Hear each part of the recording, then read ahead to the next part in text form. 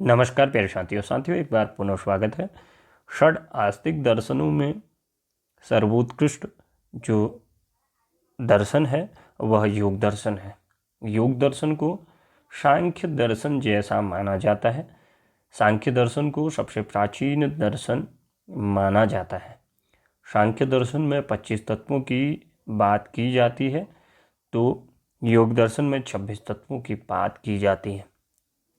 सांख्य दर्शन में भी 3 प्रमाण माने गए हैं और पतंजलि योग दर्शन में भी 3 ही प्रमाण माने गए हैं। यह एक दर्शन से भी अद्वितीय इसलिए भी है क्योंकि यह दार्शनिक चिंतन के साथ साथ योग जो अंतःकरण की बात है उसकी बात भी करता है और अंत में कैवल्य की प्राप्ति जो हर दर्शन का लक्ष्य होता है वही लक्ष्य इसका भी है। यह महर्षि पतंजलि द्वारा रचित है, इसीलिए इसे पतंजलि योग दर्शन कहा जाता है। इसमें सूत्र रूप से निबद्ध हैं, इसीलिए इसे योग सूत्र के नाम से भी जाना जाता है।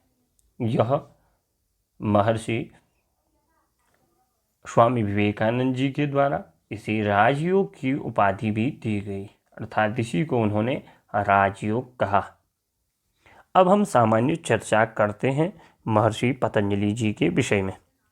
महर्षि पतंजलि जी को एक संत के रूप में, एक महर्षि के रूप में जाना जाता है, जो 2री शताब्दी ईस्वी पूर्व हुए थे ऐसा माना जाता है।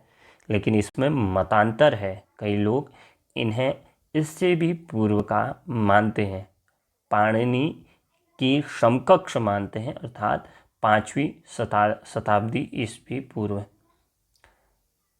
5वीं शताब्दी ईस्वी पूर्व में ही माना जाता है कि पाणिनि जी ने अष्टाध्यायी की रचना करी, उसके तदंतर उसी समय इनका भी जन्म हुआ था। लेकिन इसमें मतभेद है, इसीलिए सर्वमान्य यही है कि ईसा से पूर्व 2री शताब्दी में इनका जन्म हुआ होगा। इन्हें नागनाथ, गौणिका पुत्र, इनकी माता का नाम गौणिका था इसलिए गौणिका पुत्र, अहितापति आदि कई नामों से जाना जाता है। पतंजलि योग दर्शन या योग सूत्र नाम पर अपने ग्रंथ के लिए ये मशहूर हैं। परंपरा के अनुसार महर्षि पतंजलि ने महाभाष्य ग्रंथ के लेखक के रूप में भी इन्हें जाना जाता है, जो पाणिनि के अष्टाध्यायी पर एक प्रदर्शनी थी। पाणिनि एक बहुत बड़े लौकिक संस्कृत के व्याकरणाचार्य थे, जिन्होंने अष्टाध्यायी की रचना करी और लगभग 4000 सूत्रों में वह निबद्ध किया। सर्वप्रथम जो शिव के डमरू से 14 सूत्र निकले थे, उन्हीं को लिखने का प्रयास किया और उसी पर इन्होंने अपनी प्रदर्शनी लिखी थी।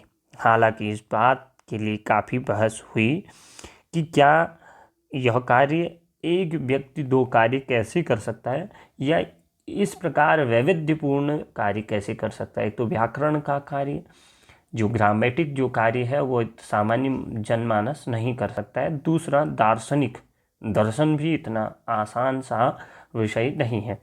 दोनों में सिद्धहस्त हो ऐसा लोग मानते हैं कि नहीं हो सकता है, लेकिन इसमें विवाद है।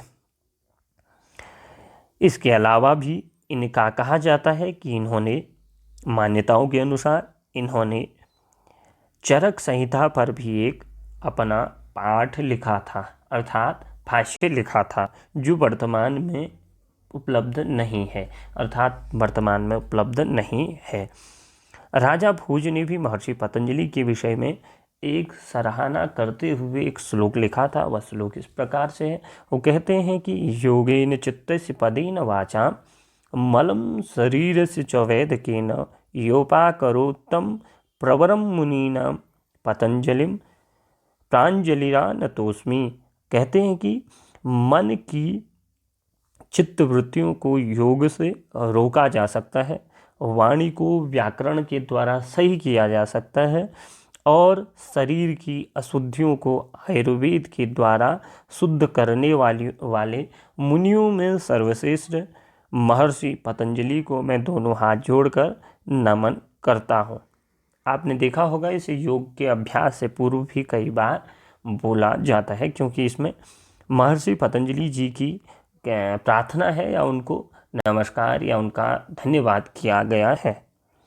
महर्षि पतंजलि जी को कहा जाता है कि यह दूसरी शताब्दी के दौरान काशी मंडल के आसपास रहते थे, ऐसा माना जाता था। योग दर्शन में 4 पाद हैं, एक 195 195 सूत्र हैं और इसमें 4 चैप्टर हैं। 4 चैप्टरों को ही 4 पाद कहा गया है। सबसे पहला पाद समाधि पाद, दूसरा साधन पाद, तीसरा विभूति पाद, चौथा कैवल्य पाद। इस प्रकार 4 पाद इसमें हैं, क्रमशः 51, 55, 55, 34, 51, 55, 55, 34 यह सूत्र विद्यमान है। मित्रों, आज की इस वीडियो में इतना ही। फिर मिलूँगा अगली वीडियो में अगले विषय के साथ।